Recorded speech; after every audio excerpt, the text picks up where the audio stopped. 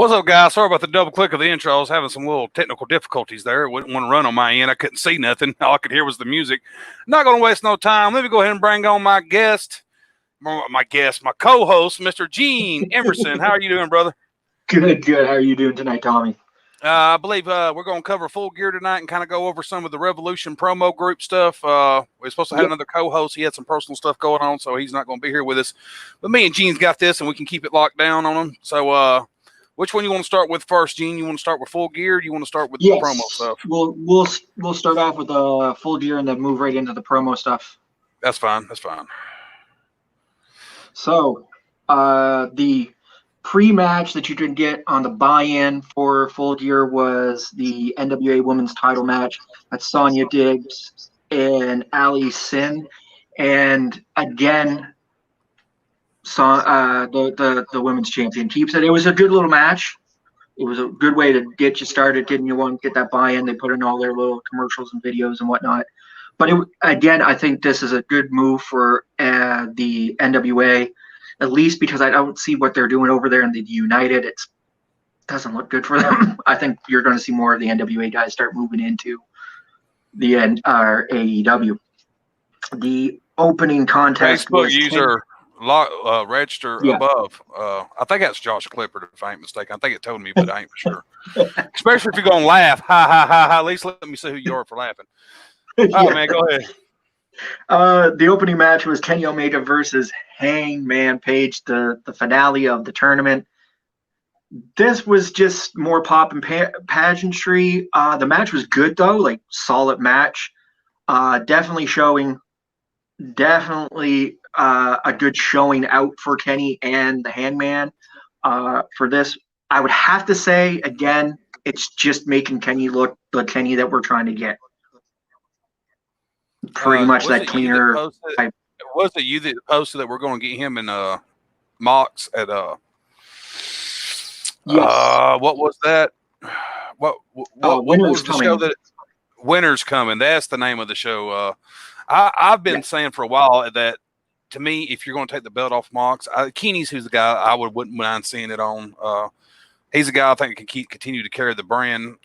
I'm not saying Cody couldn't. Okay, let's just go and get that right. I'm not saying Cody couldn't. I mean, but Keeney is a guy that I feel like has been he's made sure to really, really underbook himself a lot. So I just feel like it's kind of due. They're over a year now. They've been going hard over a year, so it's about time, man. I mean, he laid off the gas enough to kind of let some other stars come in there and kind of shine enough and not step on their toes. So I think it might be Keeney's time, and plus Mox Mox got a baby coming up too, so that might factor into it. And it sort of plays into the promo that happened right after Full Gear. They ran to him. They're like, "Hey, Kenny, you got this big match. You're going to have this contract signing next Wednesday." And he pretty much just basically told the people, like, the Omega that you saw in Japan hasn't really gone away. I just toned it down. Now it's time for me to step it back up. So it was never gone. I think it's going to be very good. That could possibly be villain. It could possibly be. I like them both. I don't really hate on either one of them. But the only problem I've ever had with Cody is all the damn whining and crying about wanting rights to everything his daddy ever had. But other than that, I understand maybe wanting a name, but when he come up with a pay-per-view in '87, I deserve a cut of that. You know what I'm saying? Like it got a little ridiculous there for a minute, man. Then we got into the Orange Cassidy John Silver match. A good match, solid match. Again, Orange Cassidy pulls out the win, like we knew it was going to be. Yeah, it's just how it is. I think maybe that match ended up happening because they don't know exactly what to do with Cassidy right now. They don't know which direction to turn him, so he just come off that stuff with the other match with Cody and some of that other stuff. So it's something that sucks about like those kind of type of storylines, that if you bring someone in like Orange Cassidy and put him against Cody, well, then after that match, what the hell do you do with Orange Cassidy? Because now, everyone kind of figured Cody was going to win and end up coming out on top of that rivalry sort of between them two. So now what do you do with Orange Cassidy? And Jericho played him and got him big even after that rivalry. So what you do with Orange Cassidy, now you've developed, and we'll talk about it here in a bit, but now you've put a belt on someone else that you could have easily, I think, put that belt on Orange Cassidy. I do believe that. I ain't gonna say that I'm not sold on them, but they still have a lot of stuff they need to improve Mhm. on. Okay, I'm not going to say this is the part where the AEW fans kind of they're not looking at what the hell reality is. If they really think that they run a flawless show every single time and every match is a 5-star and every storyline is good, it's not. No. Because some of their stuff is crap. It looks like WCW recycled shit, or it looks like they kind of took something that WWE's doing and kind of put their own little spin on it. So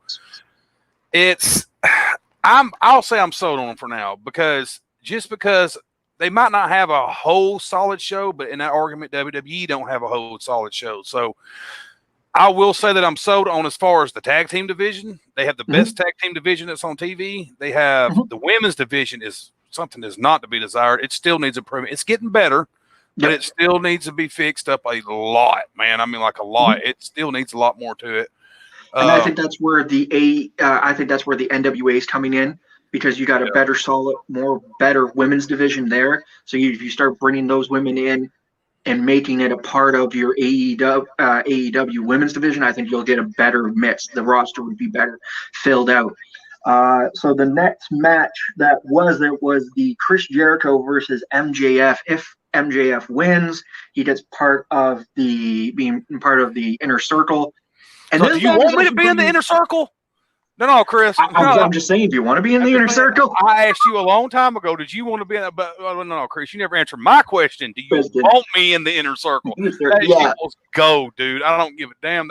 Them segments were awesome. They cracked me up every time. Everything, even the little dinner segments that they everything was perfect. The funny thing about this was the way the match went. You'd think somebody gets involved. You think it would happen. And it doesn't happen. Missy. It doesn't happen, and then all of a sudden Jericho misses the Judas elbow, and then boom, MJF wins. I do have to admit two things.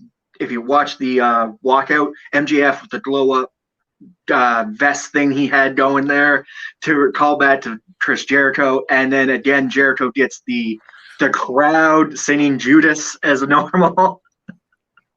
So it was always you owe me $20,000 for that jacket.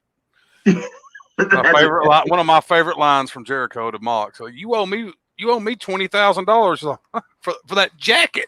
Talking about some shit where he just tore his jacket way back.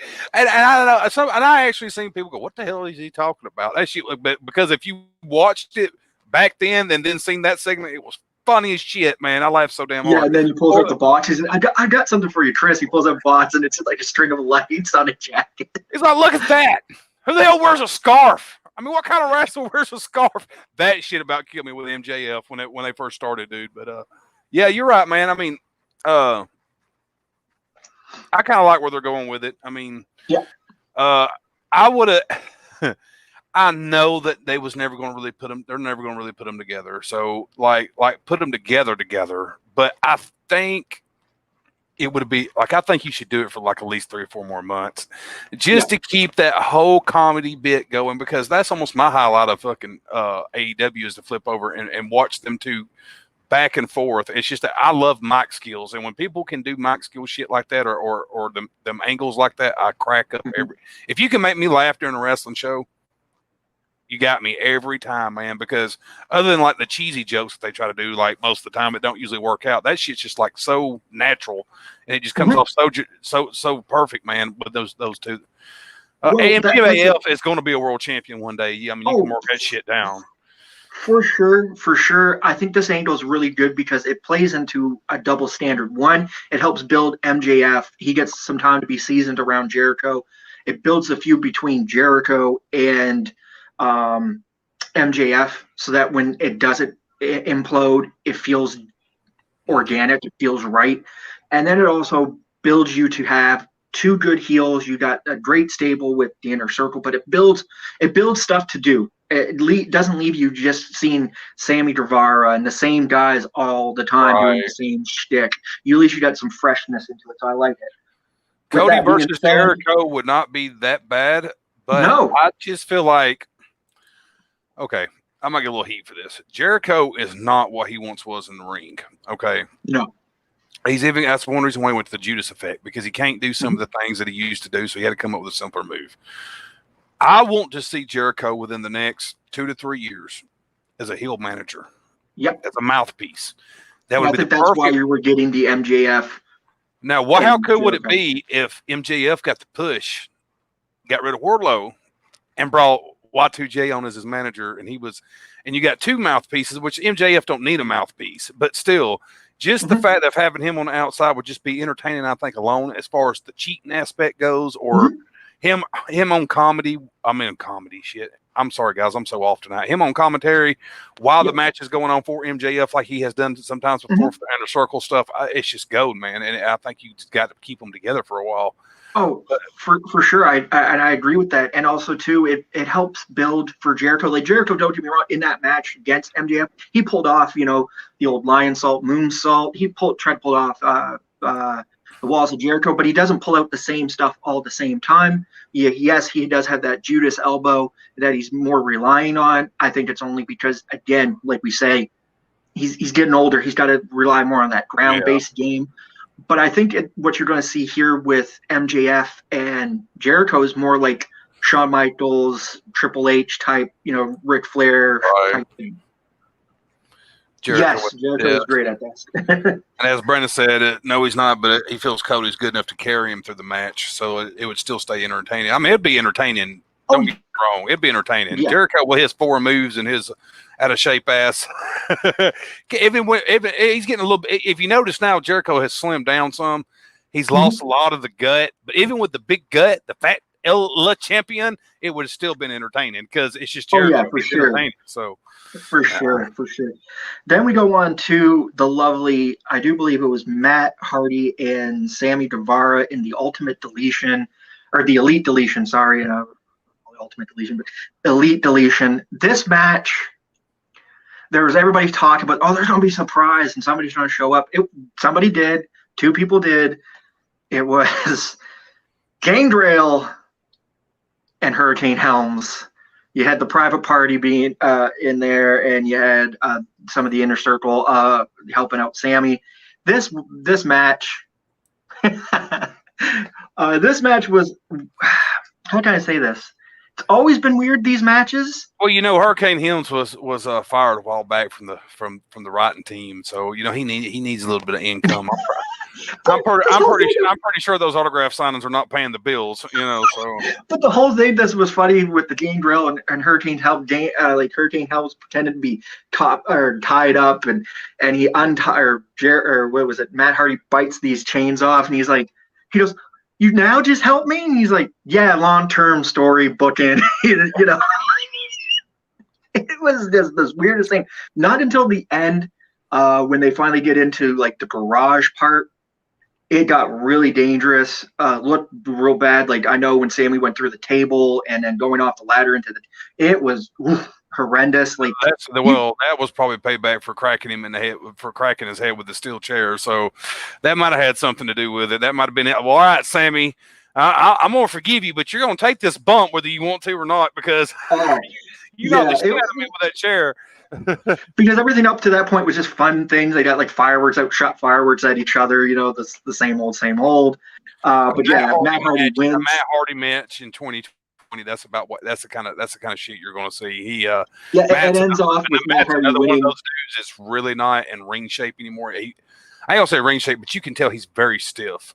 Just the way he walks and moves, he's stiff, and it's probably from years of all the bumps he's took. And the only bit other than the fall and the match later on, I'd say the other big highlight was there was a monster truck and they destroyed the little golf cart of the Inner Circle. That's some WCW shit I was talking about right there. Some WCW. Yeah. W. So then after that, get back in and we get Nyla Rose versus the current women's champion. I can never pronounce her name. Well, we know who she is because I suck at trying to pronounce her name too. I don't want to butcher it and be disrespectful to her, but we know who she is. And so that match went on next. Actually, it was not that bad of a match. Ends it up again. The current women's champion is still champion. A little breakdown between Nyla Rose and Vicky Guerrero. Vicky leaves her. I guess we're building that story of Vicky's going to find somebody new. And so let me tell you, I'll be honest with you. I know a lot of fans got excited about Vicky showing up. All I did was roll my eyes. Yep. I'm telling you, all I did was roll my eyes. For me, it was. I think she would have been better off just staying with the WWE in the role that she had over there than coming to AEW. Like, don't get me wrong. Yes, it does help the women's division a bit because she can develop talent, and it did help Nyla. But if you're going to just put them together for, what was it, like, it felt like 3 weeks and then break them up. I just don't feel like she ever can develop talent. All she was just an annoying ass mouthpiece. Like when it come down to the actual talent, yeah, Vicky Guerrero has zero. Mm-hmm. Zero. Even for the business, Vicky Guerrero has zero. That's my opinion. Mm-hmm. I think it was more of a sympathy trip that kept her around all those years. Vince did the right thing, kept her on, kept paying her, that kind of thing, because of how tight they were with Eddie. But other than that, I hate to say this, and I don't want to say this where it sounds disrespectful. Vicky Guerrero would have never been shit without the death of Eddie Guerrero. Yeah, nothing. She would have been a speck on the wall compared to everybody that's coming out of the revolving door of WWE. I just don't really see how she was like some kind of game changer, bringing her over into the women's division. She's not like she's an in-ring talent. It's not like she's going to be able to tell them what they need to be doing in and out of the ring. Now, she might be able to give them some advice because she does got some experience. I'm not going to sit here and say she don't. All those years with Edge, all those years with those angles. She knows a little bit about the damn business, but to think that she was going to come over and save the women's division by putting that was the most ridiculous thing I've ever seen in my life. And that just goes to show even further that AEW's women's division is still burning trash because they still don't have everything figured out or how they're going to do everything. And like you said, they don't have enough talent yet either. So that's another thing that's hurting them. That's another thing. So then we get into Cody Rhodes versus Darby Allin, and they can finally call him Cody Rhodes. They're using the actual Rhodes name. Now, God, he better. After all the stink he made about it, I swear, if he would have got that name and not used it, I'd have been mad at him. I'd have been like, dude, I'd have hear you cry for years over this shit. Don't tell me you're not using that name. So Cody Rhodes versus Darby Allin is for the TNT title. This felt to me, in this match, I hate to agree, man. I mean, a lot of fans get mad about that, but that's just the truth. Brandy Rhodes ain't shit. She's riding her husband's coattails. Again, and using Awesome Kong as the scapegoat. Yes. So, but in all fairness to both of them women, they are not the only two women who has ever done this. So I cannot blame them at all. It's one of those things like when someone says, how do you feel about David Arquette that when he won the WCW championship? I was like, would you have told WCW no? If you would have come to me and said, hey, man, we're going to put the strap on you, I wouldn't have gave a shit what any fan would have. I'm doing that. You damn right. I don't care. So with the match between Cody Rhodes and Darby Allin, it was hard hitting, but it reminded me back. There she is. It reminded me back to like those old school. It was trying to feel like a squash match because Arn Anderson was really ragging on Cody to be like, you can beat Darby. He's beneath you. Trying to get him to. How long until Arn flips on him? I say it's very soon. Or you can tell Arn's got that look like he's getting frustrated with Cody. You can tell. I think it would have to end up being Arn because I think you're stupid if you make Cody a heel. He's too good as a face right now. I mean, everybody wants to like Cody, especially these anti-WWE people who can't stand WWE. They love Cody. And I love Cody too, but I think that maybe I see it coming. Like, because it was weird to put them two together anyway. That was the first thing I was like, he used to beat the shit out of your daddy. Like, him and Tully Blanchard were like this. They were when they even walked into the WWE, WWF as the Brain Busters. Like, it's easy to tell you. It's easy to say that's who's going to flip. Don't buy that bullshit, John. They ain't going nowhere. No, they ain't going nowhere. That's one of those things like this. They're playing that WWE angle bullshit with that. They're not going nowhere. No, I think they found a home in AEW. AEW will allow you to work multiple different places and still work in AEW as well. So FTR ain't going nowhere. When they signed that contract, they were locked in. They knew I had said at the beginning of the show, AEW has the best tag team division in all of wrestling, in my opinion. Mm-hmm. So they're not going nowhere. They would be stupid to leave there to go what? Go back to WWE? I mean, yeah, they don't get me wrong. WWE would resign them, I think, just out of a slap in the face back to AEW and give them a bunch of money that they're not worth, and give it big contract. Then what are they going to do? They're not going to do anything. They're not going to do anything. FTR, I think, left WWE because they would rather make less money and be in a better locker room, and be used than how they were being treated on WWE. Because if you remember, if you go back to them when they were in NXT, they were over. Oh, they were totally over, way over. They were over. Even the same people people would call them boring and on Raw and SmackDown with this old type of wrestling. NXT fans loved that shit because it was something different that no one else was doing. So that's right. So anyways, Darby gets the win over Cody, surprisingly, and he becomes the new TNT champion. Now in this, I have to say Cody does the surprise thing. We're all thinking he's going to do the heel move as he's given the title and just screw him over. No, Cody acts all big guy. So they then the team Taz come out and lay waste to Mr. Darby Allin. That was almost nice. They almost broke his arm, supposedly. And, Cody comes and saves him, leaves him on the car. So look, I have no problem with Darby Allin winning a belt. My problem is how that damn TNT belt's playing hot potato. Hot potato, yeah. I don't get that. What was the point of Cody having it, losing it to Brody, turn around and winning it back from him, and then turn around and losing it to Darby, all in that small period of time?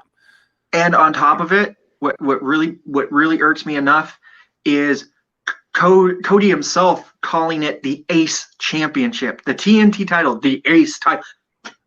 Dude, I agree. The TNT the only title is that TNT title looks a little bit better. Yep, that's the only TNT thing. Title is not the Ace belt. The Ace belt is your World Heavyweight title. So that TNT title is just a mid-card belt. And really, here's my problem with it is because you got the FTW belt, which is a trash title. Sorry, folks, if that offends you, but it's the truth. It's a trash title. It don't mean shit no more. Not like it used to. Cody even said it on they had here just for this week's AEW. He said FTW belt should be locked up in a museum somewhere. It's not relevant. It was pointless. Basically, I think they brought that out just to hold us over for another until the TNT title kind of got complete, and everybody it was such negative reviews that they was stuck. Well, oh shit! And the TNT title, the way it's playing hot potato. So really, they got one title that means shit other than the tag titles, because the women's title don't mean much because how bad the division is. This is that big revolution that AEW promised everybody. Just remember that every time someone wants to jump and defend AEW, this is my issue with them.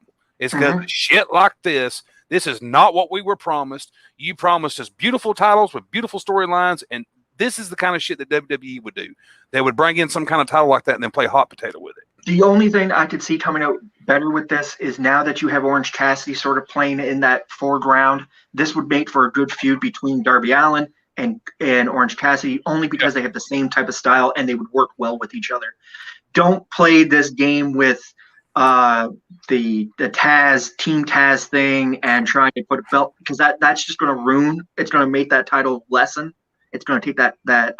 Yeah, I agree there. Taz needs to stick on. I agree. It was good.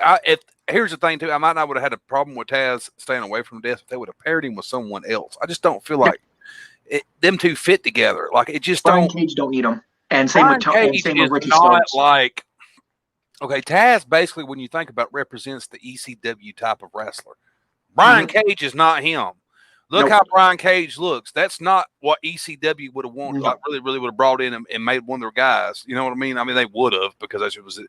But that's not the type that would have went to ECW. Yeah. He would have been in WCW or WWE. He's too jacked.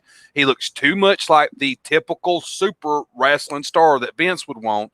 I don't really get where they were going with them, pairing them two together. Maybe it's because he just can't talk worth the shit, and they said Taz can talk, so put them together. I think that's more of the reason of it. It's like a Brock Lesnar, Paul Heyman type thing. Cage being the bronze and Taz being the mouthpiece. Yeah, I get what Yeah. you're saying, Brandon. Yep. It's that WCW booking, man. That's Mhm. what everybody's talking about is WCW booking all over again. That's the same shit they used to do. You got all the talent in the world to have great one-on-one matches with great one-on-one promos, and you want to put everyone in a damn group or everyone in a faction and drag that shit out, or everyone on a team. And I don't like it either. But they are doing some good shit. I ain't gonna sit and say they're not. So then we go into the Young Bucks versus FTR. FTR was coming in as the champions. Young Bucks were coming in as the challengers. This match was actually solid. It was good. And out of nowhere, little Matt gets the pin over FTR, and they become the tag team champions. Now the Young Bucks are now tag team champions, which I have to say it looks good on the Young Bucks to finally get it. And a little bit, I would agree with that. And then it goes into the big match, the main event, the I Quit match between Eddie Kingston and Jon Moxley. This was a beat out, drag out brawl. The only qualm I have in this whole entire match, and a lot of people on the internet have sort of pointed it out. What was Eddie Kingston thinking about wearing green and silver? He looked like the Green Power Ranger, honestly. Honestly, there's a lot of times that I don't think it's for their choice. Sometimes I think it's just something like sometimes you just show up and they give you this gear. This is a pay-per-view gear for you. I don't know how AEW. I know that's how WWE does it for like WrestleMania and shit. Like you actually don't even pick your gear out. You have special gear that's made for you for that pay-per-view. So I don't know if that was one of the cases or someone. I hate to say this because this is going to sound borderline on the line of someone, but someone, probably white, in the back looked at his heritage and said he needs green on him. I'm just going to be real. That's probably what the freak happened. Some old white dude who's probably 60 years old and out of touch with today's world said, looked at him and said, what's your heritage? You need green. That's probably how that shit went down. It was the only thing that like the match was great. I disagree 100%, dude. If you've been keeping up with it, man, Eddie Kingston has been cutting killer promos. He's been putting in killer work. Whoever they would have put in that match against Mox, they was not going to win anyway. Nope. It's not time for Mox to drop the belt.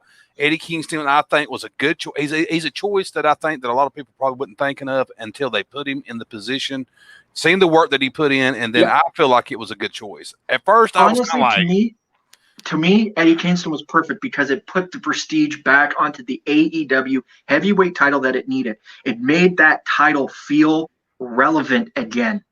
Honestly, it did. It made it feel like. Then he just don't have no freaking taste, is what it is. That's why he wore green and silver together. You know, maybe in his head it looked better than what it come out as. Yeah. Okay. But no, honestly, it put the prestige back onto that AEW belt. It really did. The match was gritty, grueling, beat out, drag out, brawl. It ended up with Mox was, basically pulling back with a barbed wire around his face, and he finally did say, "I quit," and it ended off. But it was a beat down, drag out brawl of a type of a match like we were expecting between the two of them. Yeah, that was not going to be a wrestling show. That was going to be a brawl. Everyone knew that going into it, I think. Yeah, and then at the end of it, the best part of it was when Mox, came out, was doing celebrating. Kenny Omega stood there and sort of gave him the look like, you're next. Mm-hmm. So, Kenny actually, they could stretch that out for a few matches. Yeah. Between him and Mox, depending on how long Mox sticks around because of this baby thing. But I don't know. Mox is just like so damn determined to be a pro wrestler. He might be one of those type of dudes to be like, I'll be there when he's born, but the rest of the time I'm wrestling. You know what I'm saying? Like, he almost strikes me as that type. So yeah. So with all that, I had to say the Full Gear itself as a pay-per-view was not bad. I would definitely rated it probably about a B to an A. B plus to an A. For a pay-per-view, it was entertaining. It was gritty. It was good. It held my attention. I would definitely say it to that. But in all, the only thing I don't like about the Full Gear is the name. It sounds like an old really bad WCW or some kind of shit. Them $29.99 pay-per-views we used to get from WWE. Yeah, where you heard house, they have like one pro pay-per-view named that, and you never heard of it again. But that one pay-per-view was $29.99. Let's go ahead and take a break real quick, Gene. We can take a break in 30 minutes. We've been talking on. Sure, no problem. Let's see.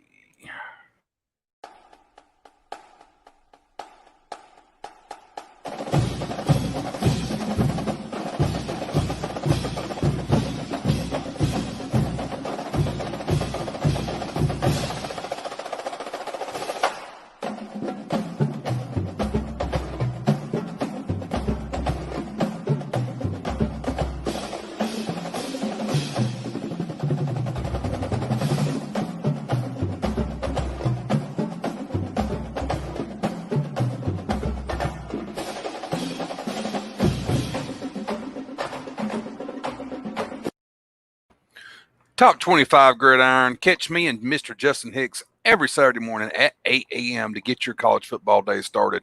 All right, Gene, go ahead, bud. So now we're moving on out of AEW, and we're going to talk about the breakdown card from this week on the 15th. Revolution making its debut, and I have to say, for the amount of comments we got, for the amount of people that we got, like I do believe it was 150 views in total. That is pretty big for a promo we fed. Yeah, just that was insane. I ain't gonna lie. Me and Patrick was sitting here. I think we was about, I don't know, maybe 20, 30 minutes in. We looked over at the comments, and I think we was like at 80 or almost 80. And I was blew away by that. I said, all right. I even looked at Patrick, and I said, all right, we ain't gonna get maybe we'll get about maybe 100 for the whole show.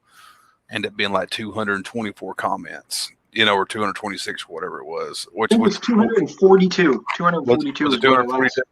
Yeah. I mean, it blew me and Patrick away. I mean, I know that we legitimately could not show it on screen because we was in the middle of the show. But every time we would click a match and we wouldn't be on screen, me and him was just mind blown. Like, we just keep looking at each other going, holy shit. Mm-hmm. There's just many people that are interested in what we're doing. So Josh Hanley says 258 comments. That's probably with the ones including YouTube. So yeah. I can't even tell you, man. Like, it was one of those things. Like I told everybody in the locker room, Viva chat. For those who don't know that what I'm calling a lot, we don't have a real locker room. It's a chat. But I had told everybody in there that my gut was in knots for 2 weeks about that show. I don't know. There was just something about it. Maybe Patrick being here, knowing that it was finally happening. And, after I clicked the button, dude, all those knots went away. So it was just waiting for it to finally get here. The next show that we got coming up, the 29th, the card's stacked again. We got, 9 matches, including the main event. So we got our belt that's being ordered this week. So our belt should be here hopefully very, very fast. From what I'm being told, it might be here fast within, I'm hoping, a month's time. So we're going to start putting together this tournament to determine who our champion's going to be. It's going to be interesting, man. Let's go ahead and break it down. The very first match was NDT making his debut versus Kevin Chaos. What I can say is I got to give it to NDT. He really showed up, really gave some of that fire that I haven't seen in him in a while. He's getting better. Yes, and I don't know if he's watching or not, but I'm so glad that you lost the cigarette from your promos, bro. Like, the cigarette was killing you, dude. The flick of the cigarette, man, that's all I ever could, because NDT don't play no music in his when he cuts his promo. His is raw. It's straight bare bones promo. It has no music, no filters, no nothing. And every time he would flick that cigarette, and I swear the man flicked that cigarette 2 million times in a 2-minute period while he would cut a promo, and that was all I ever could focus on, his promo. So when he finally lost the damn cigarette, kind of brought a little bit more of an edge to himself. His was a little bit better. Now, Kevin Chaos, never seen him work before. This is the first time I ever seen him in a show. Kevin did have one big slip in that match where he dropped a word he wasn't supposed to drop. He's been warned about it, so now he knows. He did okay. I felt like Kevin's got some work to do, but so does NDT. They're both guys that are still developing. They're both just got to like put some stuff together a little bit here and there and tweak some things, and they'll be fine. It was a great match for it to be the first match. I'm happy it was our first match. The way you got Richard out there announcing announcing the match before it happens, dude, being the ring announcer, it's just it brings so much more to it than what we have seen in promos in the past, because makes a show feel more of a show than it just feel like you're watching just videos being pasted together, cut and paste together. Yeah. But NDT gets the win on that one. Match number 2 was Old School versus Blue. We both know Old School. We both know Blue. I will have to say, great match out of both of them. Blues felt to me a little bit more like a hype or an introduction to I him. felt the same way about it. It was more like a hype, like almost something you would drop on the page of the week to hype your match, is what it felt like. And also, Blue did not show up. We got Sir Captain. And it was actually supposed to be in Blue he was facing, and he showed up as Sir Captain. So I don't know if that hurt his votes in the judges' ways, but everybody knows I'm an old bullshit guy, and I'll call it exactly how it is. Old School got him. You know what I mean? I don't think even if he showed up as Blue, it was going to happen.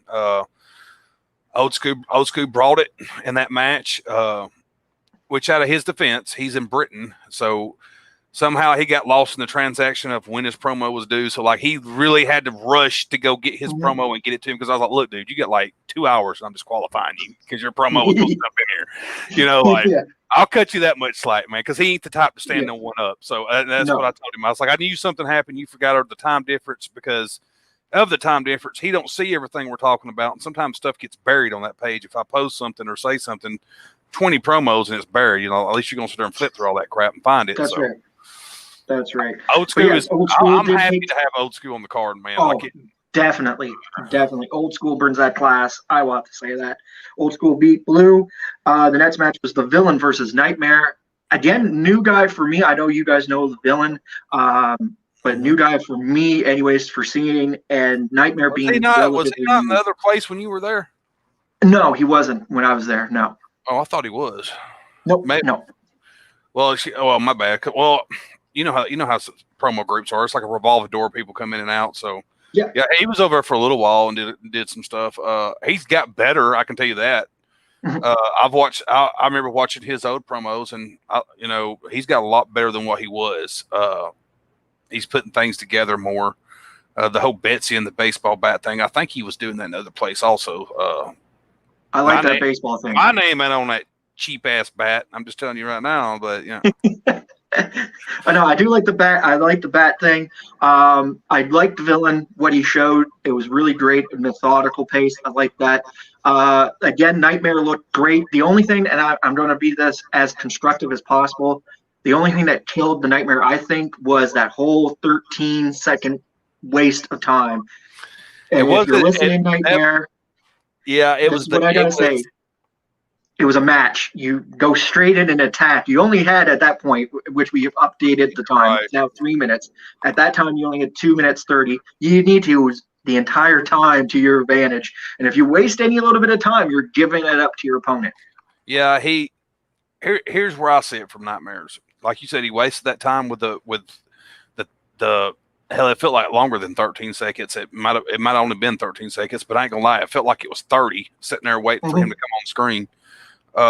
That kind of stuff can be used in hypes. That's not probably something you want to do in a match. But Nightmare's very new. He's still learning. We even had to show him how to do certain little small stuff because no one showed him yet. And I know how it is. It's how people are in the promo room. They're pricks about stuff like that sometimes, and they don't want to show that stuff to themselves. Yeah, they hold it to themselves because they don't want to give no one an edge over them when they forget. Sometimes it's for fun, and who gives a shit if you get beat, So, but between that and I felt like when he did start his promo, he got so far off subject about this so-called alliance that he was talking about. So then he killed another 20 seconds talking about that. When you only got 2 minutes and 30 seconds, and then you look at your opponent who, for the whole 2 minutes and 30 seconds, bashed the shit out of you, you're gonna lose probably just about every time. Yeah. He's very young. Like I said, young. We say young. That's a term we use in promo because some of us are not young, but he's very young when it comes to promos. Like he had sent me a message the other day, wanting to go ahead and send me his match. Which I leave that option open for some guys for this coming up show because it's on the Thanksgiving weekend. That's why I did it that way. That's why I booked everyone in 2 days after the show. That way you got all the time in the world if you need to get your stuff done, get it to me. That way you go do your family stuff for Thanksgiving. He sent me a message. For me, Thanksgiving was in October, not November. But hey, I wished everybody happy Thanksgiving, like I'm doing right now to everybody here that's watching. Happy Thanksgiving this weekend.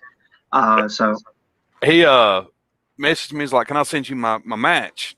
And I was like, "Well, yeah, you can go ahead and send it to me, but unless you need to go ahead and send it, I would not do that." Mm-hmm. I had to explain to him that if you send it now, what happens if your opponent gives you a bunch of stuff to use that can make your promo better. I used to be one of those guys that literally I would not send my match in sometimes until 9 o'clock that night, just to make sure no one, like I already had it shot, but I just wanted to make sure no one gave me nothing else I could possibly use on them, because you never know. People get cocky and they put too much out there sometimes, and cutting too many promos will bite you in the ass, won't it, Gene? I've been getting better. I've been getting better at that. It will bite you in the ass, because you really got to watch what you say when you do hype promos, because that's what you're doing. That's the point of the hype promos, is because you're giving each other stuff to use. So you really got to watch it and not leave your nose too far out there, someone to knock it off. So he's doing good though, man. And I love how enthusiastic he is. He's always asking questions, man. He's always wanting to be part of the card. Like, as soon as I said something about a card, he was like, I think right after you, I want on the card. I love that shit. Yeah. Ready for the next one. No. So Villain gets it. But Nightmare, you keep it up, man. Keep it up. So then we had match number 4, which was Captain Law versus myself, Kenny Crippler. I'm just going to pull myself as like the character, not this is regular Gene, not the character. So who'd you face again? I forgot. Captain Law. Captain Law. Let me tell you, Law, one of the things that everyone had told me, that damn filter you used, it threw people for a loop and a half, because they could not focus on what you were saying because of that damn filter. It looked like a bottle of Pepto-Bismol or something. Like, it was so pink, and then he had the hair that was so blue. Yeah, and you had the Captain Law thing in the middle bouncing, and then you're on 2 screens. I was like, which in a nutshell, that's Captain Law's promos. I mean, they're very, very. You don't know what to get from him, because you got that this time. Next time, you don't know it's going to be something totally opposite of that. I love the fact that he tries new shit and he ain't afraid to stick his neck out there at all. Because Law is one of those ones who has matured a lot. When he first started in this, he was very immature.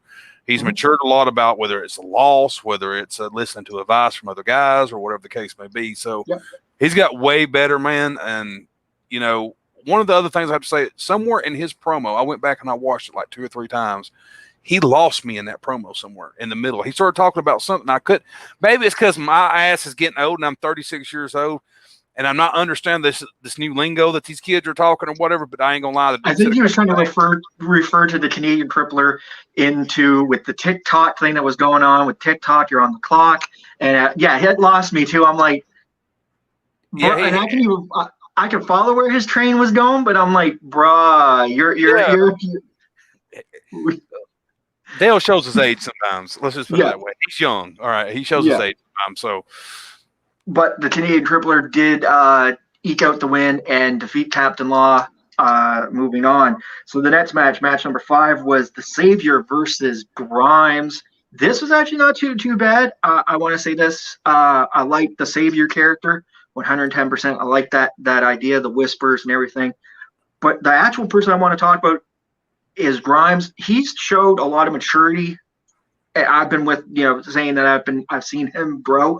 This match to me showcased that he doesn't have to use the stunts. Like I've been saying the last few little bit with him, he's got away from the stunts and he's actually doing the promo, and he can cut a really good promo. Just because the Savior beat him does not mean that promo was bad, because that promo that James cut, that Grimes had cut, was surefire. And he did ask me for feedback. Well, I don't have it yet. I messaged some of the judges and asked them. Then they've just not got back around to me. A lot of them do work nights, so they might have been asleep. My only thing, I felt like maybe it wasn't the fact that his promo was bad. It's just one of those things, kind of like I had to tell someone else, because, like I said, I'm a real clean cut guy. I cut the bullshit with you if you ask me. Savior's promo was better. It's just the way Savior did it, even though he really had no music, there was nothing special about Savior's promo. It's but it kept me entertained. I mean, it kept me hooked in. It kept me hanging on to see what he was going to say next. The Savior is definitely getting something going with that character. I don't know exactly where he's going with it, but I like what he's doing. I mean, it's I like it better than the heathen character that he did. So I dug it, man. And I just don't think Grimes did nothing really wrong. I just think he just got beat. It happens. It happens. Grimes likes to experiment a lot, also too. Yeah. Sometimes that hurts you because you're not in tune with your character because you're playing 2 or 3 different characters at one time. So that's right. That's right. Savior gets the win. Now moving on to promo number 6, match number 6. It was the Irish Car Bomb, Jay Briggs versus the Bounty Hunter. Hello, Josh. Sorry, boys. I was not trying to pop in the screen. I was just trying to come in here and look at something. I thought it would give Tommy the chance to pop me up. I'm so sorry. Nice. Oh, that's no problem. Well, since you're here just in time for a commercial break, so. Yeah.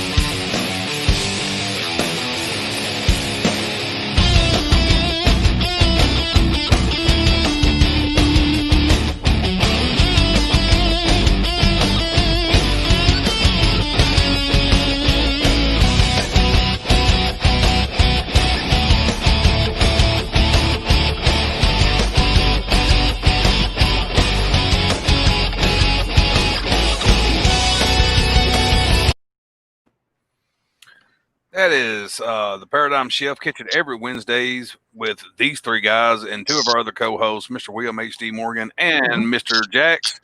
I believe this week's the week we're starting the Journeyman tournament. Is that correct? No, this week we're discussing Undertaker with his legacy, and then the Journeyman's tournament will start first week of December. First week. Perfect. All right, perfect. But we will be debuting the brackets next week. Oh yeah, nice. Okay, perfect. Nice. Yeah, I did the randomizer for him. There's going to be some good matches. There is a couple that made me laugh. I ain't gonna lie, I don't think they're gonna work. But did Josh freeze? I think he might have. Well, he can go down there for a while. So, anywho, so yes, Irish Car Bomb, Jay Briggs versus the Bounty Hunter. I actually enjoyed this match. This was a surprise match for me, only because. Not because of what Jay Briggs can bring, because I already know what Jay Briggs can bring, but he brought a brand new character to us, which did phenomenal. I was more curious about the Bounty Hunter, and that promo was actually surefire. Yeah. Briggy, like you say, he's still trying to develop that character. It's something new. Or Briggs. He's going by Briggs. Mm-hmm. I'm sorry, guys. I've done had the guy swap gimmicks about 4 times on me already. So, the Irish Car Bomb versus the Bounty Hunter, which everyone knows. Some people might know is Kevin Rodriguez is the Bounty Hunter. Yeah. I ain't gonna lie, man. Kevin shocked a lot of people. I ain't gonna lie. He sent me his promo like way earlier. I think his was one of the very first ones I got, and I clicked it and I watched. And I just went, man. Briggs better bring that shit hard because like that was a good promo, dude. And that last line was killer. So. Yeah. I think Briggy is on the right track with this dude. I had told like when he had sent me the original of him and the new stuff. I told him to tape his hands. He needed to tape his hands up if he's going to be like this quote unquote Irish bar fighter type dude. I think he needs to fix his background some. His background don't really go with what he is. Jägermeister's not an Irish drink, so it don't really mix. It's German, so like that really don't go together. Once he puts, I think, some of these polishing touches on this and that, and he's another guy that plays 2 characters. So if he can get more in tune with this Irish guy, and really, honestly, and I'll just say this outright, if I knew that Kevin was going to be that damn good, I wouldn't have booked them 2 versus each other right away. I would have let Briggy get the opportunity to get his feet on anything with his character more. But I actually thought Kevin was about probably going to be about as good as Briggy was with the new character, because I've never watched Kevin promo. I know Kevin has, but I never have.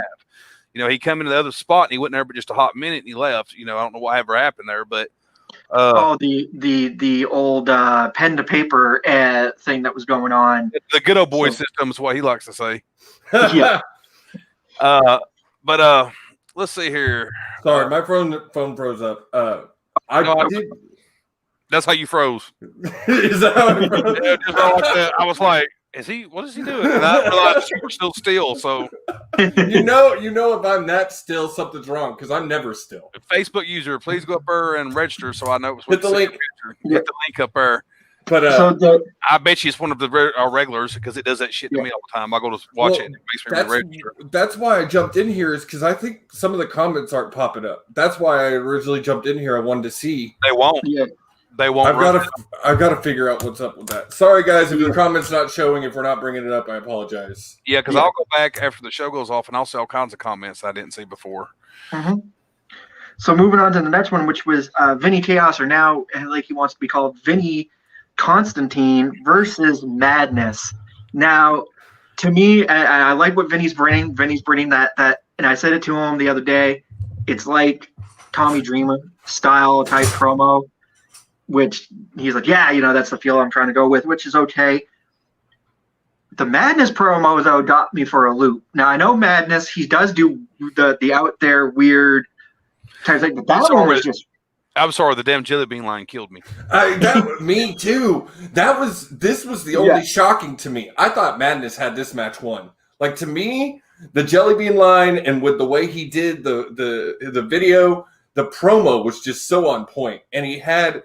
You told me this, Tommy. A point of a promo is to have like 2 or 3 punchlines. Like, you need to have those 2 or 3 just jabs. And he had that jelly bean line. Every time he said it, I just busted out. Yeah, he said jelly bean. I was like, because he has always done weird shit like that. Like, and I had not experienced. I had seen Vinny Chaos before. I had not experienced Madness before that. That was surprising. Constantine now. Oh, yeah, Constantine. Sorry. Yeah. Just to point out, both these guys changed their damn gimmick after this match. Both of them did. I was like, wait, Madness. Vinny pulls out the win miraculously. Now moving on to main event. Matt Anarchy versus the Man. This was a surefire main event for sure. If you're going to go out on a high note, what better way? And you know, it's not even just the match. I know from years of being around Matt in the promo world, I knew he was. That's why I put him in the main event. I knew he wouldn't let me down. I wanted someone in the main event that was going to end it, and everybody goes, "Son of a bitch," and Matt did that. The thing that caught me off guard about Matt was the pre-interview match thing. He had me so. Ask Patrick. Oh well. I was so freaking fired up, dude. I was like, dude, I'm going to freaking promo right now. To the point, Tommy, you brought it up, to the point that I am changing the format of the whole show around Matt, because he killed it. He's exactly what I wanted for the entire show. So, yeah, Matt is my example. I've been talking to new guys for the next show. I was like, if you want to know what I want, check out what Matt did. Yeah. Because the behind the mic show and the pre-match interview, like, just got me so pumped. Pumped. So Matt Anarchy, that promo, I have to go in and say, like, I haven't really seen the Man. The Man's promo, not bad, but it wasn't what I was expecting with all the hype that he was bringing up to the match. And then he gives the promo. It was okay. And then Matt Anarchy just knocks it right out of the park. Here's the thing about the Man. The Man does not yell. Nope. He don't raise his voice. He talks in that very calm demeanor when he talks, and he can really take some big jabs doing that. You know, he's been, when I first came into that other place, he was there, and he was the Man there. He didn't have a different gimmick. As far as I've always known him, he's always been the Man. That's what he's always went by in every promo E-Fed I've ever seen him in. I'll say this, man, he was terrible back when I first seen him promo. It was one of those promos that sometimes I would yawn at, and that's not being mean. That's just being facts. I don't know how long he had been in the promo game at that point. I think he had just got started, just like I had. Dude has improved 1,000%, like 1,000%. But like, he is so in tune with that Man gimmick. Everything from some people might not I don't know. I can see things from different sides of promos that some people can't. The whole thing with him going out there and setting up the tee shot, the part where he reaches over and picks the one single piece of grass out of the front of the camera, dude, I laughed so freaking hard at that because that would be something that his character, the way his character is portrayed, he would have done. It was supposed to be that one piece of grass that wasn't even in front of the camera. No. And I just laughed. I couldn't help but laugh. That shit cracked me up so hard. It reminds me of a Mr. Perfect. Like, you know what I mean? Everything's got to be set. Everything's got to be perfect. That was my first experience of him. And even though you knew who was going to win that match just because of what we all know what Matt is, like he's one of the best in this hobby. But the man's promo was really good. He was confident in what he did. He knew he had his gimmick locked. And I agree with you, Tommy. I was sitting here playing video games during different segments when I wasn't on, and I saw him pull that grass blade out. I was like, oh, he didn't just do that. That's awesome. Yeah. But no, it was a solid promo. Mr. Oh, yeah. He's got an ass whooping coming up to 29. And so Matt Anarchy gets it. Awesome promo. So let's dive in while we have a little bit of time here. We're about the next show we have on the 29th. We've got some bangers of matches that are going to go on. Coming off of this card, moving into the next card, Savior and Mad Anarchy. What do you think about that going in? All I got to say is Savior better have his T's crossed. I'm not saying that Savior can't show up and beat Matt. I've seen Matt lose before. Okay, it's not like Matt's unstoppable. He can't be beat. But the Savior is feeling really confident. I mean, really, really confident. He thinks that he's really got something going on with that character, and he's right. Matt has been doing this way longer with Mad Anarchy than the Savior's been doing it with his, but I love the matchup. That's why I booked them two together, because I just feel like if I was like, they almost could. I don't want to put them like in this same category, but they're almost the same type of character. They bring the effects. They bring the little weirdness. Like they kind of bring a bunch of little things to make their character. Right. Savior's trying more of this philosophy type talk. And Matt is just really the person is just intelligent. So smart. Man. He's just such a smart dude. Like I said, he'll use words sometimes to make you feel like he's talking down to you, but that's just how he talks. Dude, I've been talking to him on Messenger, and sometimes I'm just like, dude, whoa. Yeah. He'll use words sometimes, and I'm like, I look at Missy and go, what the fuck does that word mean? I literally ask, I don't know what the hell he's talking about. Like, oh, this means this. He means this, this, and this, and I'm like, oh, okay. I get what you're saying. Yeah. That's one of my greatest intros. We have Old School versus Ash or Natural Talent. Banger of a match. I have to say, I was super excited about the first card, but this second card is really pay-per-view quality promo card. Like, we could be airing this in January only on YouTube. Like, you got Natural Talent versus Old School. These are two guys that have been in this industry for a long. Tommy was saying it earlier. You got some youngins and you got some old heads. Yeah. Natural Talent and Old School are old heads. I think the reason too that guys like me and Old School respect each other so much too is that you know that anyone can walk through the door, cut 2 months of promos, and they sound good.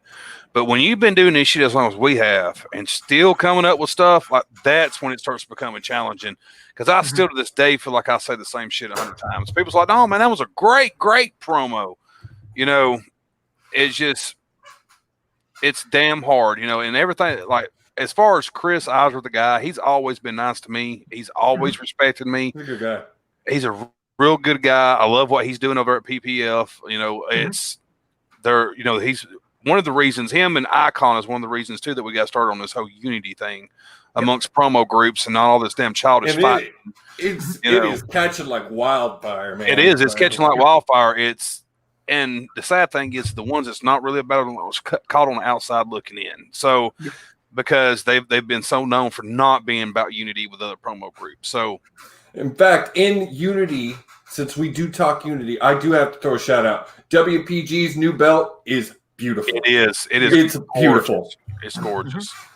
I was on the live while ago talking shit with him. I was too. And then we have Chris Champion making his promo debut versus Captain Law. I think this is more of a grudge match. I know Captain Law asked for this match. Let me just say, this is what makes me have to respect Dale. This is what makes me have to respect Law.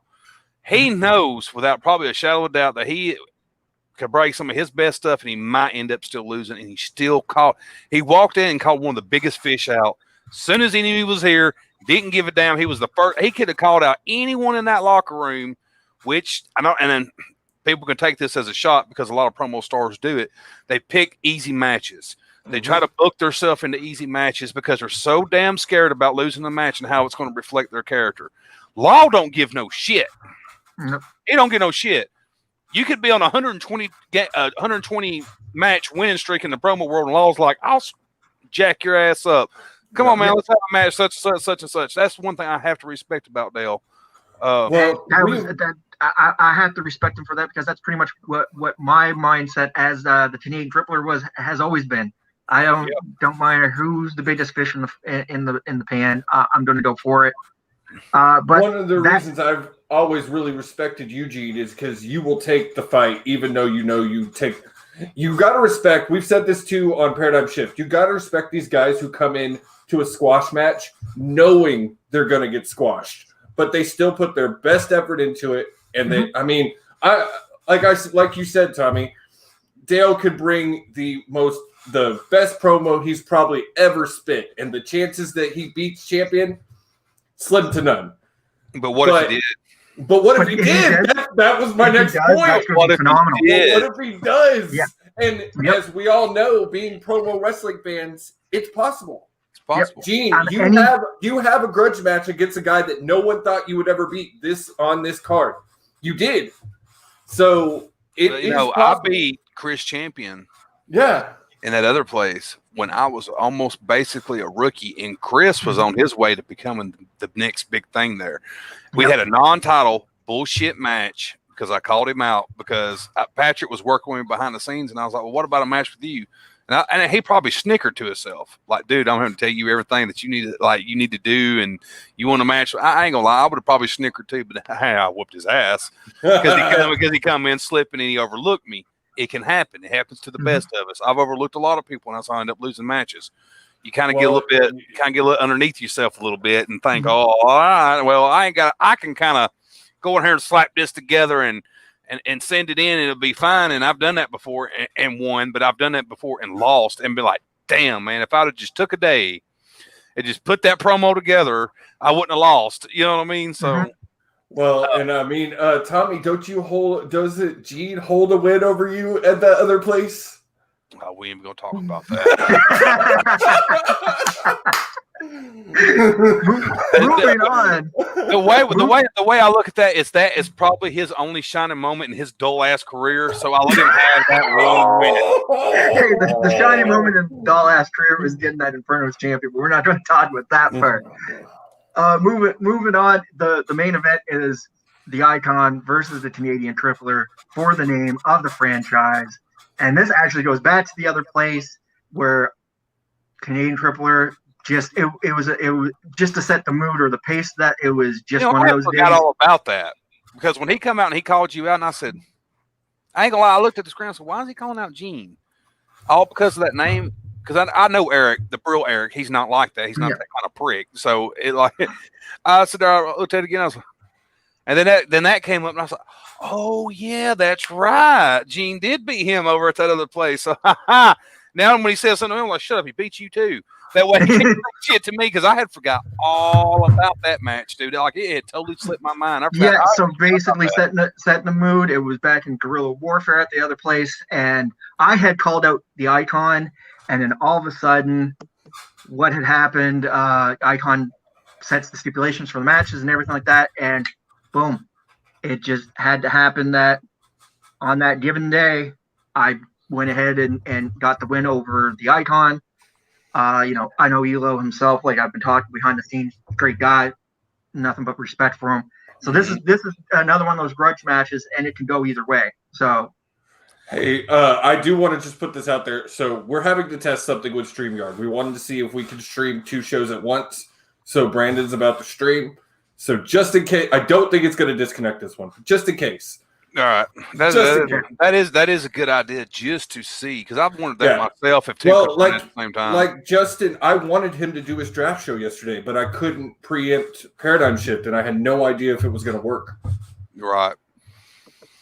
He seemed pretty happy about that draft. Dude, he was ecstatic about the Knicks. Dude, I love that Justin Hicks is a Knicks fan. And then Will try to pee on his dreams. I was like, Will, leave that boy alone. Knicks ain't had nothing to smile about in forever. Leave him alone. Not since Jeremy Lin. That's bad. God, that's so bad. Hey, I'm a Raptors fan, so I can't really. I like the Knicks too. I always feel sorry for the Knicks. I always want the Knicks to get their shit together. Like even when I play NBA games, I usually pick the Knicks. Like if I go pick a franchise, I go to the Knicks. I mean, they really haven't been good since the '90s. So since Carmelo in his early years. And the issue, they were good with Carmelo, but Carmelo couldn't bring that whole team together. He needed another person. Mm-hmm. Like they haven't been championship quality since the '90s. True. Since Ewing, Patrick. Let's take another commercial break, guys, real quick. We'll be right back. As soon as I find the commercial, because I didn't have it pulled up, because I'm sorry. Oh. Pull it to me. It's somewhere, right? Well, I mean, I got all the promos and everything in this one slot. So if there's anybody who has an excuse, it's you on that page. I pull it up. It's like just nothing but promos. It's the reason I don't use Total Nonstop brand for anything. Where'd it go? Okay, so Brandon is live and we're good. Yes.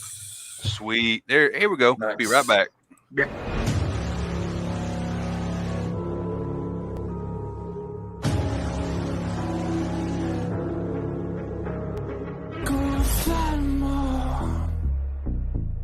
The Seven Nation Army couldn't hold me back. They're gonna rip it off, taking their time right behind my back. And I'm talking to myself at night, 'cause I can't forget. Oh, back and forth through my mind, I'm a cigarette. And the message coming from my eyes says leave it alone.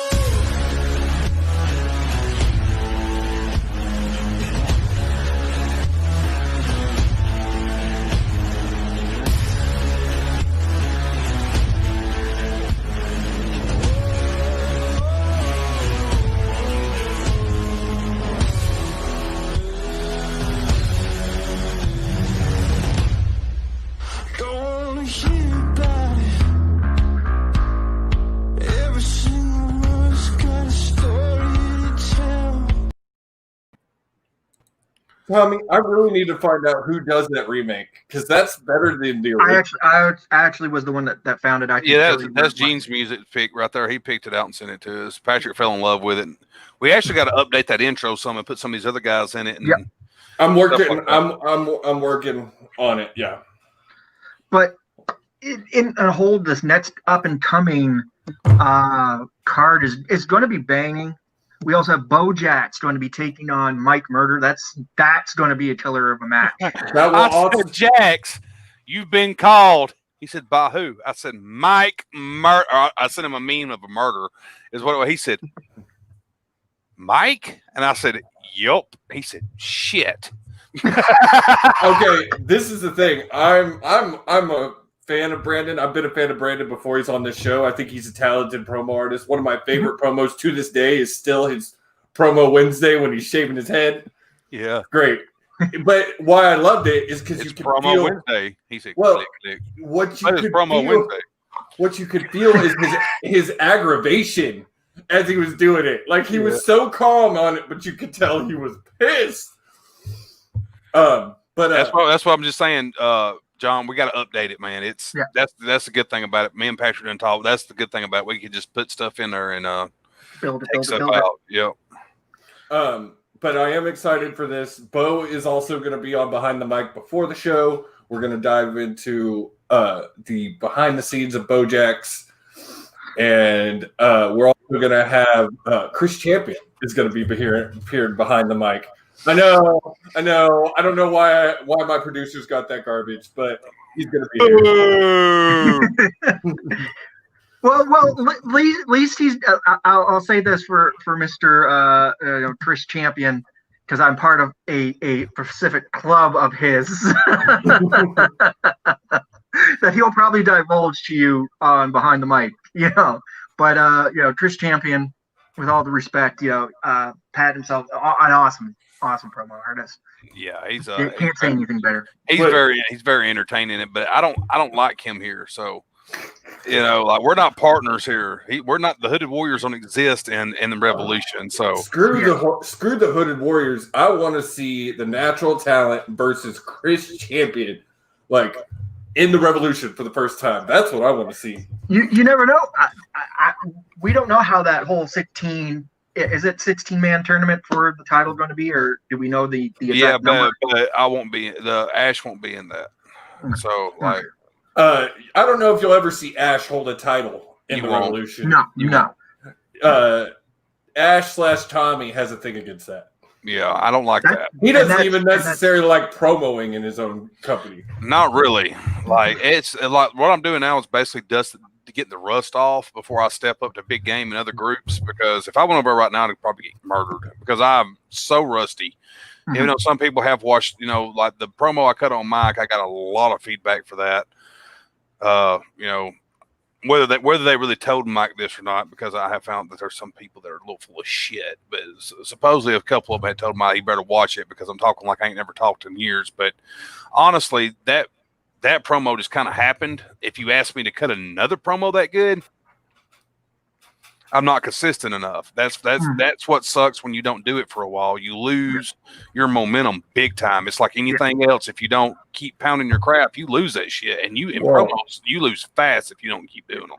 And that's one thing that you got to keep watching these shows, because a lot of guys were like that last week. They hadn't promoted in a while. They've been out for a while, doing different things, running their own companies. Even Gene hadn't even promoted that much leading up to his match, which is insane because Gene promos 5 promos a day.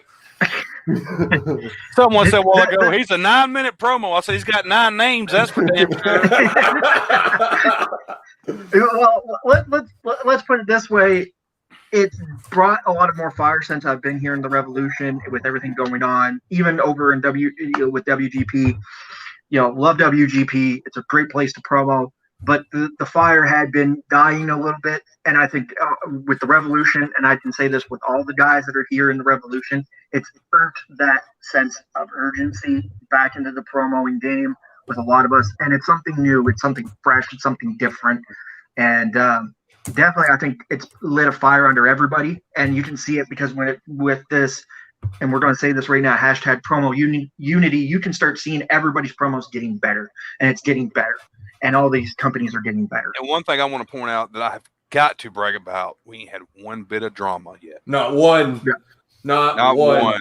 There is not everybody that lost on that card, not one person come to me crying about this was unfair or this or this or this. Everyone took their loss like grown men and said, okay, put me on the next card. Even even when I would try to explain to people like Briggy why he lost, like really he didn't even want to hear it. He was just like, "Oh man, it is what it is, man. Like I'm just happy to have competition." And I was like blew away by that shit because normally it don't go over that smooth. Like I honestly thought, not to take anything away from anyone that was on that card, but I honestly thought someone was going to cry. Like I honestly thought. I had my pick for the person that I thought was going to blow up if they lost, and I was surprised because they did lose and they did it. So I was surprised. You know who I'm talking about. Keep it professional, buddy. Keep it professional. But no, it was an amazing thing. I've only been around promo for a few months, but It's like nothing I've ever seen. I know, Tommy, your phone's been blowing up for people wanting to get involved. My phone's blowing up for people who want to be involved. And I'm not even that involved. It's gonna get even worse too, because after this show is the tournament for the titles is what will be up next. But the shows are gonna be cut down to 5 matches a show. We won't have 8, 9, 10 matches unless it's like some kind of big pay-per-view or something like that. So, which remember, Revolution pay-per-views exclusive to Pinfall YouTube. That's right. I want to say this. I think this is going to be, because the idea is fresh, it's coming on StreamYard, we're getting the results, everything live. It feels like a natural, wrestling event, show.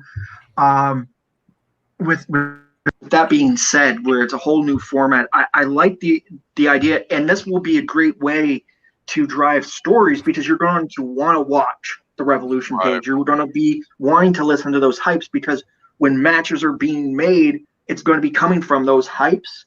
Plus, what we've seen in the stats and what we were seeing with, win-loss. I think this is going to be a great molding pot, because then those live shows, even though that they might have like 5 promos, you never know who's going to drop an intermission promo. You never know who's going to drop a little bit of an intermission promo that's going to hype something to lead to something into a paper. So, and one thing that we discovered with the Revolution this week that I think is going to continue is you never know who's going to pop up, period. You never know what legend in the promo industry is just going to decide, hey, I want to go have a match here. And we're different in the fact that Tommy doesn't let these guys pick their own matches. Most promo federations, you kind of start your own feud and you say, okay, I want to be on this guy. Tommy and Patrick don't do that. They book these matches, and you're not going to come in there and say, I want to match with this guy and just get it. It's not how it works. Right. Tommy's going to look at the match and say, 1, does the match make sense? And 2, does it make sense to slow play it, build it? Right. Just like we're going to have we are going to have a ranking system. It's not in place yet because I don't see the point of it. Because everybody can get into the tournament once the tournament starts. So there's really no point in a ranking system. But after that tournament, and we have a champion crown, there will be a ranking tournament. And, I always feel like I don't think it's fair for someone who have 5 losses to step over someone who's got 6 wins. I think that shit's stupid. I don't care who you want to see have your belt. It's so stupid to do that. It's unfair to everyone. It's frustrating for promo artists. It kills creativity, because it's like, well, what's the point of me going out here and getting these wins if someone's going to step over me with losses? What's the point of me getting better if this guy who's not getting better is still getting chances? Right, right. And then all those rankings would be put into place. And, I have no problem with someone calling someone out. I have no problem with someone saying I want to match with such and such. Like for example, the Savior versus Matt. Matt was a little bit on edge about taking that match. And I'll tell you why. It's because Matt don't want to beat someone who's just starting out. It was the same thing when I put him again when I first was going to put Matt versus Nightmare. Because I just needed something, and I didn't know how many people we were going to have, and I knew I had those guys. And this is until the card filled on out. And Matt was like, "Dude, he's so new. I don't want to kill his momentum before it gets started," which is great on Matt's part, because that is a locker room leader right there. That's a locker room leader, because he could easily say, "Oh yeah, I'll take it," go in there and slaughter his ass and not care nothing about it. But Matt was like, "I don't want to discourage him not to promo again if I go out and I murder him." It's kind of the same. It's kind of the same thing, but. I forgot where I was going with that. But Matt is humble into the fact that he's very, very humble. He's willing to say, "But dude, I'm gonna go out here and destroy this guy." I will put someone in a non-title match if it looks entertaining. But I really hate, and like I said, I've said it before, and I'll say it again. And if it feels like if the shoe fits you, then lace that son of a bitch up. I can't stand people who book themselves in weak matches they know they're going to win.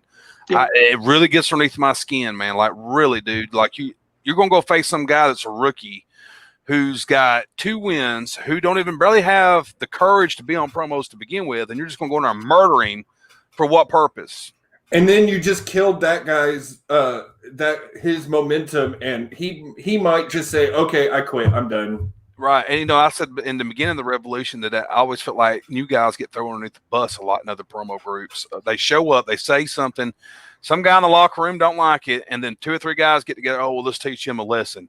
I'm going to go after him." Then you go after him. Then you go after him. You're trying to kill someone's momentum for what? For talking shit in a promo? That's what he's supposed to do. That's what he's supposed to do, guys. So that's honestly, it's like we'll use myself for the example. I'm the heel dude that's going to get underneath everybody's skin. That's the reason why I have the multitude of names. That's the reason why I do what I do. And it works. And experience, there's not a promo group that Gene's not hated in. I love you, Gene, but it's true. You've cultivated that image. Like, it's what you want. You've cultivated the image of it's the funny thing is that it's this nice baby face who comes out as the real dick ass heel, and I can play it so good. Well, I've had people at Elo can attest to this. He even said it to me the other day. He goes, dude, yeah, at one point I wanted to punch you in the face. I hated you so much. But when you got to get to know me, I'm not that. I can portray that great heel character that. Well, you just have this ability to just bring out the hatred in people, I guess is the best word. Like, you have this ability to just bring out the despising nature of people. And you don't even have to say anything. That's what's amazing about it, is you've gotten to the point now that you literally just have to be on screen. You could just come on screen and not say a word, and people would start. If I come in the Canadian Crippler gear, as soon as they see that's you when can literally just stand there with the sunglasses on like this, and the comments looking like the Wish TDC ripoff that you are. Leather jacket included. Put fear me on the glasses. That's done been done. We're going to wrap it up, guys. That's all I got. Make sure you check out the Revolution on the 29th. The breakdown 2. It's gonna be, if you did catch this one and thought it was good, the next one is gonna blow you away. Because we said, you got. I'll put it to you as is. We've had people who never watched promos, and in a group, never watched promos, got them to watch Revolution, and legitimately, after watching a few hypes and watching that Revolution live stream, they're like, wow, I love this. This is a unique thing. One of my favorite comments came from Dusty's old lady, who said chill bumps. Yeah. When she said chill bumps, I was like, that is exactly what the hell we're trying to go for. Well, I got to say, during Anarchy's whole promo. Oh, I'm telling you, man, I was ready to flip his desk over. Like, let's go start a riot. Let's go start a riot. Dude, I could tell. So when we're on StreamYard, there's a backstage, and like the ones who are running it can see. And so I can see Tommy can see me, and me and Tommy can see Gene. And I'm just sitting there and I'm looking at everybody, and I could tell the excitement on all of our faces. Like, we were all just giddy. I'm sitting there, only involved in a few segments, just watching and tied to the screen. Just could not look away. Like, it was amazing. I'm so excited for the next one. We got amazing matches. Ash making his debut, Chris Champion making his debut, Mike Murder making his debut, Bojack's making his debut, and I'm excited to see what the Bounty Hunter can bring, because that promo he dropped. Seven's also making his debut. Oh, Seven's making his debut too. Seven is making his debut. Grim is making a debut. Oh, it's gonna be, this card again is another one of those cards that's jacked, stacked, and packed all the way to the max. It's if you did not catch, like we said, if you did not catch that first one, you want to catch this one, because let me tell you something, it is going to be phenomenal. And we're not blowing smoke up these guys' butts and everybody's butt because we're saying that, no, it is going to be phenomenal. Everybody's going to bring. Everybody knows me. If you had a trash match, I'm going to say you had a trash match. So I don't. He gonna tell you. He don't pull punches and learn. No. Because I feel like if you pull punches, if you lie to these guys about how good their match is, they continue to do the same crap because they think they're doing right. So the only way they're going to learn is if you tell them, "Hey, man, that was shit." Like, you need to go adjust this, and this, and this. You know, that's one thing I always say. I've always been honest with people about their promos. Yep. But before we end it, if you have listened to us talk about last week's Revolution, you can find it on Pinfall and the Revolution page. Go back, watch it. It was an amazing show. And then check us out on the 29th. You can catch all Pinfall shows. Y'all go ahead. This isn't even my show. Well, technically it's mine, but I've handed over the power to Gene in a way. So Gene has the power. You have the power, Moosin. So here you go, Moosin. Sign us off. Yes. So basically, it's going to be like you're going to meet us every week right here as we always normally say, every Thursday, as we normally do, at 9 o'clock Central Time, 8 o'clock anybody else's other time. 8 o'clock Central Time. 8 o'clock Central. There you go. That was the only time I messed up. He lives in Canada, guys. Excuse him. You know how they are up there. And Murray's the Atlantic, yes. So you catch us here at 8 o'clock Central Time. As well, every week you can catch from Tuesday all the way going down until Saturday. You can catch all our lovely Pinfall Productions shows, all the podcasts on the Pinfall Productions page, as well are on Facebook and YouTube, as well as you can catch this show on Revolution as well, and on a host of other pages that we do stream in. So, like we like to say, it's been a great evening, great night. Don't forget to catch Nonstop Pod next week. Here's to you.